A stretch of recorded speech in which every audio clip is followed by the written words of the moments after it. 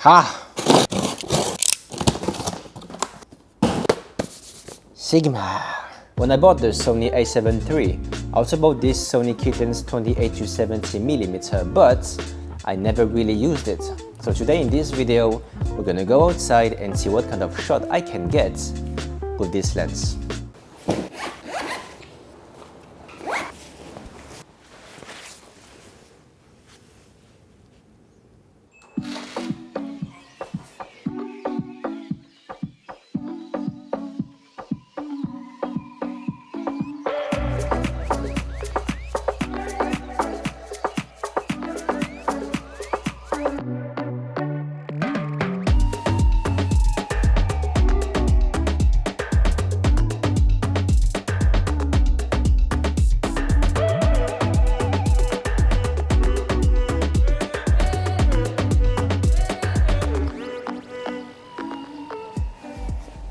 I have three prime lenses with Sigma 35mm, 85mm and 105mm.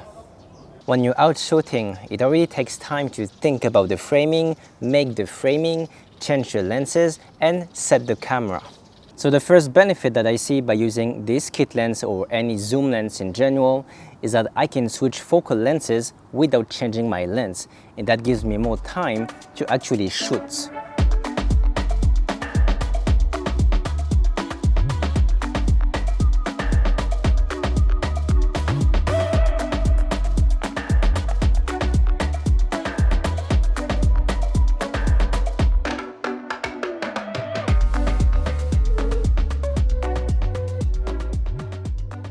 I don't use wide angle that much, but since this kit lens comes with a 28mm focal lens, which is a sort of a wide angle, when it comes to vlogging, I can introduce some of the background when I'm talking to the camera, which is nice.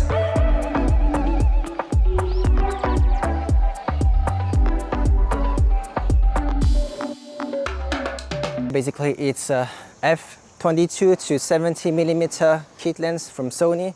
This is how it would look like. So no background bokeh effects or whatsoever, because it doesn't open as much as a pro lens, but whew, that is heavy.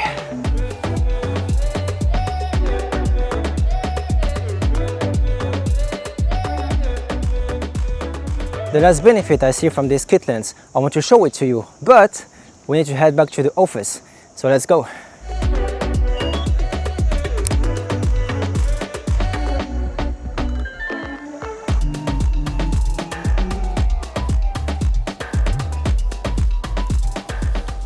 If you want to make an unboxing video and you want to show the product, well, ha! Ooh. Sigma. Ah, you can show the product. However, it has one issue. That is also the reason why I haven't used that kit lens as much, and it's the aperture. This kit lens opens at 3.5 max when using the 28mm focal lens and at 5.6 when you're using the 70mm focal lens. So what that means is that you won't have a shallow depth of field comparable with those pro lenses that can open up to 1.4 and sometimes 1.2, and also you want to make sure that you have enough lighting when you're filming, otherwise you would have to increase the ISO, bringing some unwanted noise. But we were looking at the lens that you can find at $398 on Amazon against those pro lenses that cost more than $1,000, so do the math.